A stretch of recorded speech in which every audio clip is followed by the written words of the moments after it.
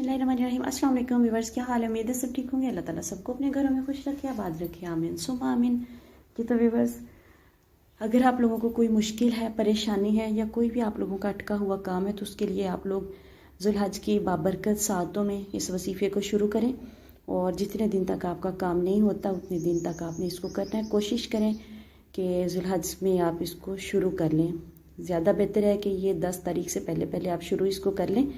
और उम्मीद तो है कि 2 या 3 दफ़ा पढ़ने से आपका जो मकसद है आपको कामयाबी मिल जाएगी। तो अदरवाइज़ जब तक आपका मकसद हल ना हो तो आपने तब तक इसको पढ़ते रहना है।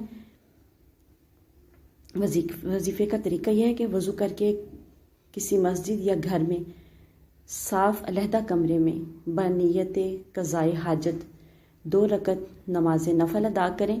पहली रकत में बाद सूरत फातिहा के सूरह इखलास 3 मरतबा और तस्मिया यानी कि बिस्मिल्लाहिर्रहमानिर्रहीम 70 बार पढ़ें। दूसरी रकत में भी पहली रकत के बाद सूरह फातिहा और 3 दफ़ा सूरह इखलास पढ़ें और तस्मिया 70 बार पढ़ें। और उसके बाद मुअव्वज़तैन यानी कि सूरह फलक और सूरह नास जितनी ज़्यादा से ज़्यादा आपसे हो सके उतनी पढ़ें।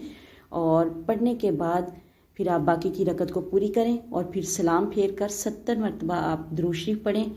कोशिश करें कि आप नमाज वाला दुरूद शरीफ दुरूद इब्राहिमी पढ़ें और फिर उसके बाद रो रो के गिड़गिड़ा के अपने अल्लाह से अपनी मुश्किल के हल के लिए दुआ करें। अपने लिए दुआ करें, अपने बहन भाइयों के लिए दुआ करें, सारी उम्मत मुसलमान के लिए दुआ करें।